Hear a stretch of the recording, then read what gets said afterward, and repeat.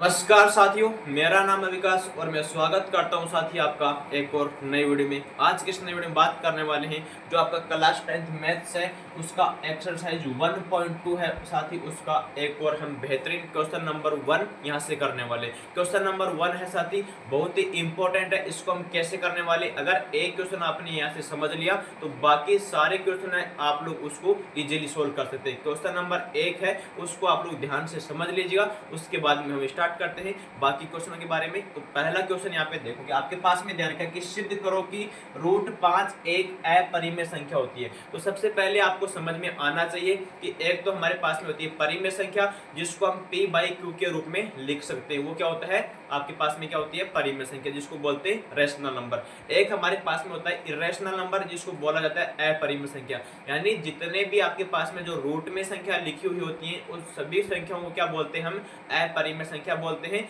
और जैसे हमारे पास में पाई होता है उसको भी हमने क्या बोला है, अपरिमेय संख्या कहते हैं। तो यहाँ पे देखो आपके पास में कि सिद्ध करो कि √5 एक अपरिमेय संख्या है। तो सबसे पहले जो कथन हमारे पास में दर्ज है उसका उल्टा हम लेंगे। अगर ये आपके पास में अपरिमेय संख्या है तो अपरिमेय संख्या से हमने इसको सिद्ध नहीं कर सकते, क्योंकि आपको इसको पहले मानना पड़ेगा कि हमारे पास में क्या है, एक परिमेय संख्या। तो इसको यहाँ से स्टार्ट करते हैं साथी। यहाँ पे देखो कि हमारे पास में सबसे इसको लेट कर लो कि माना हमारे पास में क्या है कि जो आपके पास में √5 है वो एक क्या है, परिमेय संख्या। तो यहाँ पर क्या लिखोगे, ये परिमेय संख्या है। तो यहाँ पर मैंने क्या लिखा कि जो आपके पास में √5 है वो एक परिमेय संख्या है। अब आप लोग जानते होंगे अगर √5 एक परिमेय संख्या होती है तो इसको p/q के रूप में लिखा जा सकता है। तो यहाँ पर लिखेंगे इसको कि यहाँ पर लिख दो कि p/q के रूप में लिखेंगे इसको, और इधर क्या आएगा, √5 आ जाएगा। यहाँ पर आपको क्या लिखना है कि जो आपने तो p लिया है, आपने q लिया है, दोनों क्या है, पूर्णांक है, यानी दोनों सहभाज्य संख्याएं हैं। सहभाज्य संख्या क्या होती हैं, जिनका एच शेप होता है साथी क्या होता है, 1 होता है। यानी इनका क्या लिखेंगे, जो एच शेप है किसका, यहाँ पर p और q का, इनका 1 आना चाहिए। ये बात हमने यहाँ पे माना दी है कि जो p और q है दोनों सहभाज्य संख्याएं या दोनों पूर्णांक संख्याएं जिनका एच शेप हमारे पास में 1 आना चाहिए। अब देखते हैं 1 आएगा कि नहीं आएगा। तो यहाँ पर इन दोनों पक्षों का आप लोग स्क्वायर करेंगे तो यहाँ पर इसका हो जाएगा कि p का स्क्वायर होगा, यहाँ पर नीचे क्या होगा, q का स्क्वायर हो जाएगा, और इसका यहाँ पर हट जाएगा क्या, यहाँ पे इसका रूट हटेगा। तो यहाँ पर क्या बन जाएगा, इधर 5 को इसके नीचे लियो तो यहाँ पर p²/5 आएगा साथी, और यहाँ पर आपके पास में क्या बन गया, q² बन गया। ये हो गई समीकरण नंबर 1 हो गई। अब आप लोग यहाँ पर देख पाएंगे साथी कि जो आपके पास में जो p² है वो कितने से डिवाइड हो रहा है, वो 5 से डिवाइड हो रहा है। आपको यहाँ पर क्या लिखना है कि जो संख्या हमारे पास में पूर्णांक p है वो 5 से विभाजित हो रहा है साथी। किससे विभाजित हो रहा है, 5 से विभाजित हो रहा है।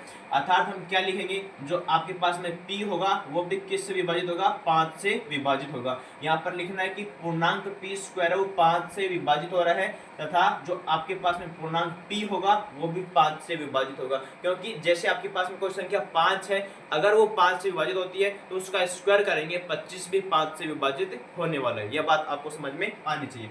तो यहाँ पर ये समीकरण 1 हो गई है। इसके अनुसार हमने लिख दिया कि a को अपने डिफाइन कर दिया, p को डिफाइन किया, ये 5 से विभाजित हो रहा है। अब आपको करना क्या है, यहाँ से p को हटाना। तो यहाँ पर लेट करना पड़ेगा कि लेट कर लो, यहाँ पर p बराबर क्या लिख दो कि 5 की, यानी p को हटाना यहाँ से, तो इसका ही मल्टीपल मान लो एक। तो 5 के यहाँ पर लिखा मैंने। अब p के स्थान पे पुट कर दो इसको, तो यहाँ पर क्या आएगा, यहाँ पर हो जाएगा कि 25k² हो जाएगा साथी, नीचे क्या है यहाँ पे 5 आ जाएगा, और यहाँ पर इधर क्या हो गया, q² हो गया। आप देखो आप 5 से इसको काटेंगे तो 5 बार कटेगा। आप लोगों को यहाँ पर k² का वैल्यू निकालना है, तो k² क्या आएगा, यहाँ पर आ जाएगा आपके पास में q²/5 आ जाएगा। अब आप लोग यहाँ पर भी इसको देख सकते हैं कि जैसे हमने यहाँ पर इसको प्रूव किया ऐसे ही इसको यहाँ पर करेंगे कि जो आपके पास में q² है साथी वो किससे डिवाइड हो रहा है, 5 से डिवाइड हो रहा है। मतलब q² के अंदर 5 का भाग जाता है, तो जैसे आपके पास में q होगा उसके अंदर भी 5 का भाग चला जाएगा साथी।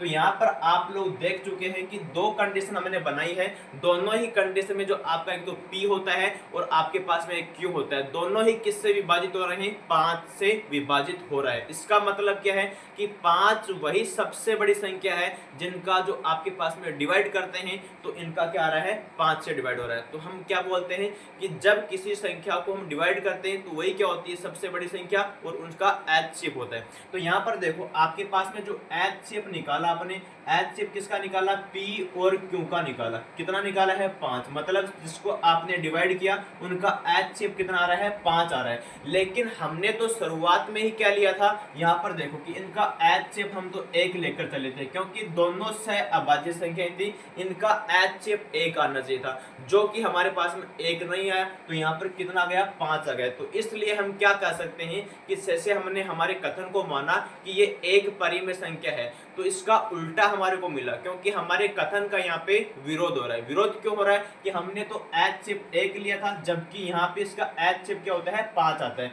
HCF का मतलब आप समझ चुके होंगे, हाईएस्ट कॉमन फैक्टर होता है, यानी कि सभी जैसे आपके पास में संख्याएं दी हुई होती है, उन सभी संख्याओं में सबसे बड़ी संख्या का भाग जाना चाहिए। तो P के अंदर भी 5 का भाग गया, और आपके पास में Q है उसके अंदर भी 5 का भाग चला गया। तो इसलिए हम क्या बोलेंगे, इनका जो HCF आ रहा है वो कितना आ रहा है, 5 आ रहा है। इसलिए हमारे कथन का विरोध हो रहा है, हम क्या बोल देंगे, अतः है हमारे पास में जो √5 हमने लिखी है वो एक अपरिमेय संख्या हो जाएगी, क्योंकि ये परिमेय तो होगा नहीं, इसलिए क्या हो जाएगा, अपरिमेय संख्या साथ ही हो जाएगा। इस प्रकार से आप लोग इस प्रश्न को कर सकते हैं, और ये मैंने बता दिया इसका बेसिक करने का तरीका, और पूरा स्टेप से देखें तो प्ले लिस्ट बनाई हुई है, उस क्वेश्चन को आप लाकर जरूर वॉच कीजिएगा। पूरा क्लियर से लिखा हुआ है, आपको समझ में जरूर आएगा। थैंक यू, जय हिंद।